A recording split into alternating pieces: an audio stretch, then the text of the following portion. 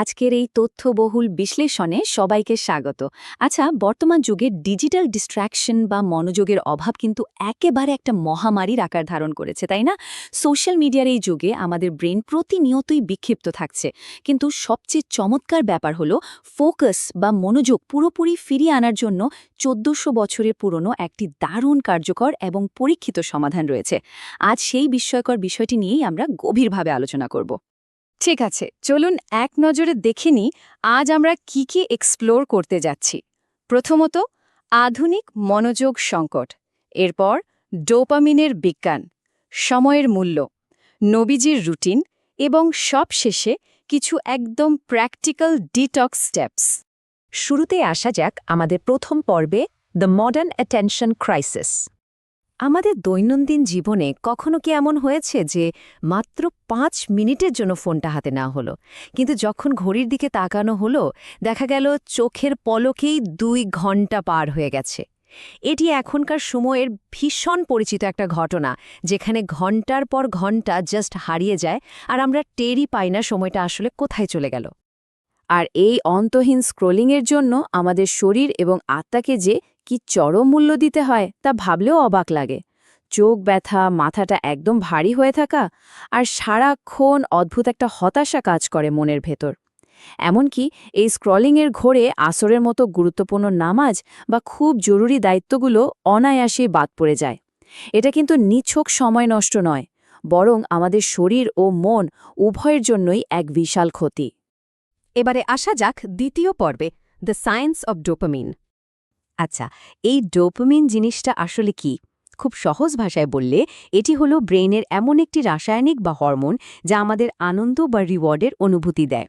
আমরা যখন short video বা রিলস দেখি, ব্রেন থেকে অল্প অল্প করে এই হরমোন রিলিজ হতে থাকে, আর এই ছোট ছোট ডোপামিন হিটগুলোই মূলত ধীরে ধীরে এক তীব্র এবং মারাত্মক আসক্তিতে রূপ নেয়। সবচেয়ে চমকপ্রদ এবং কিছুটা ভয়ের বিষয়টি হল অ্যাপ কোম্পানিগুলোর পেছনের মেকানিজম।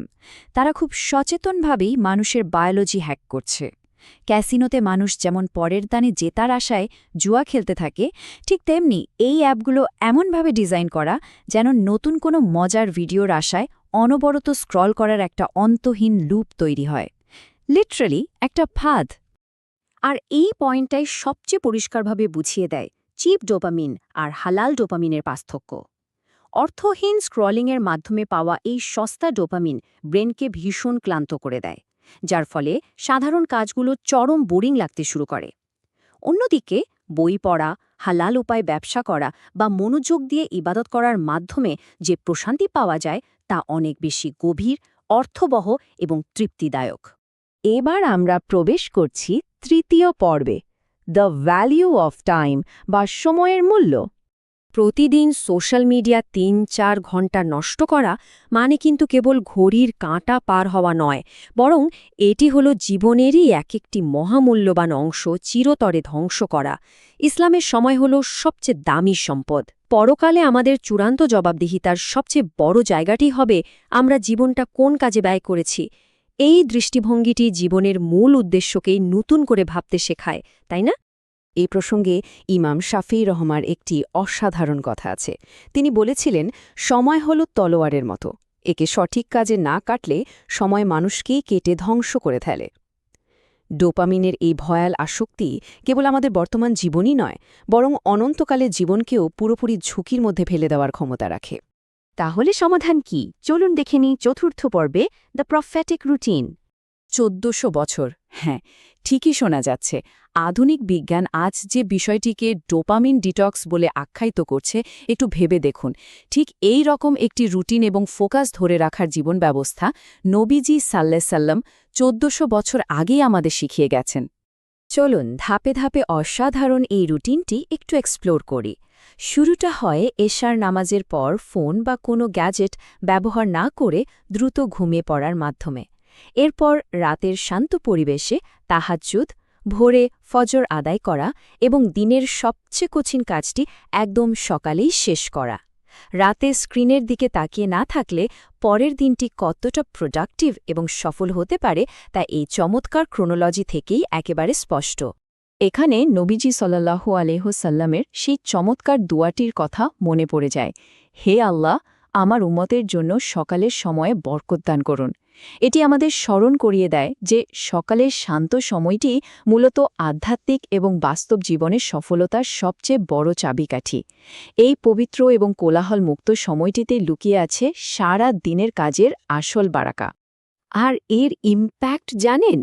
সকালে উঠে সোশ্যাল মিডিয়া চেক না করে যদি ফ্রেশ হয়ে দিনের সবচেয়ে কঠিন কাজটি সবার আগে শেষ করা যায়, তবে একজন মানুষ সাধারণের তুলনায় 10 গুণ, হ্যাঁ লিটারেলি 10 গুণ বেশি প্রোডাক্টিভ হয়ে উঠতে পারে।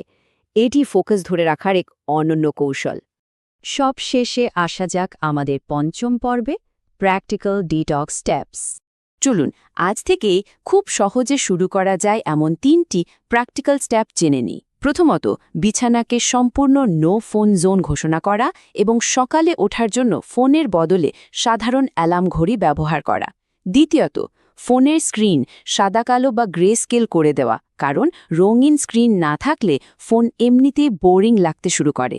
আর তৃতীয়ত, সোশ্যাল মিডিয়ার অপ্রয়োজনীয় সব নোটিফিকেশন একেবারে বন্ধ করে দেওয়া। এই সমস্ত প্র্যাকটিক্যাল ধাপের মূল দর্শনটি কিন্তু একটাই, ডিভাইস থাকবে আমাদের নিয়ন্ত্রণে। কোনো অ্যাপের অ্যালগোরিদম যেন আমাদের চিন্তাশক্তি বা মনকে নিয়ন্ত্রণ করতে না পারে, সেটাই এই ডোপামিন ডিটক্সের সবচেয়ে প্রধান উদ্দেশ্য। কারণ সত্যিকারের সফল মানুষেরা কখনোই সস্তা বা ক্ষণস্থায়ী উত্তেজনার পেছনে ছোটে না, বরং তারা হালাল উপার্জন, পরিবারের সাথে গভীরভাবে যুক্ত থাকা এবং একনিষ্ঠভাবে আল্লাহর ইবাদত করার মাধ্যমে জীবনের দীর্ঘস্থায়ী তৃপ্তি ও প্রশান্তি খুঁজে নেয়। সস্তা ডোপামিনের চেয়ে এই রিওয়ার্ডগুলো যে হাজার গুণে বেশি অর্থবহ, সেটা তো আর বলার অপেক্ষা রাখে না। আজকের এই বিশ্লেষণের একদম শেষ পর্যায়ে এসে একটা প্রশ্ন রেখে যেতে চাই। আজ থেকে ঠিক কোন পদক্ষেপটি বাস্তবে প্রয়োগ হতে চলেছে? সকালে উঠে সরাসরি কাজে ফোকাস করা, নাকি নিজেদের বেডরুমকে আজ থেকেই সম্পূর্ণ নো ফোন জোন ঘোষণা করা? আশা করি এই আলোচনা মনোযোগের প্রকৃত মূল্য নতুন করে উপলব্ধি করতে সাহায্য করবে।